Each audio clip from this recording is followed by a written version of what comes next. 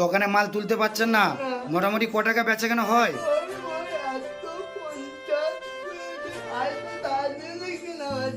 আজ সারাদিনই কেনা বেচা নেই, দোকানে তো কিছু মালই নেই, তাহলে তোমার কেনা বেচা হবে কি করে?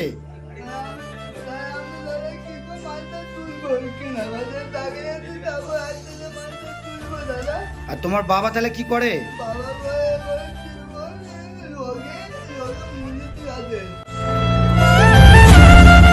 খাওয়া দাওয়া করেছো? এই খাওয়া দাওয়া করে আসলে, আর এখানে যে তোমাকে দোকানটা তুমি দিয়েছো, এটা তো একটা প্রতীক্ষালয়ের মধ্যে দোকানটা, এখানে কি দোকানটা তাহলে তো গেট ফেট তো কিছুই নেই, তাহলে প্রতিদিন তোমাকে আবার দোকানটা তুলে নিয়ে যেতে হয় নাকি?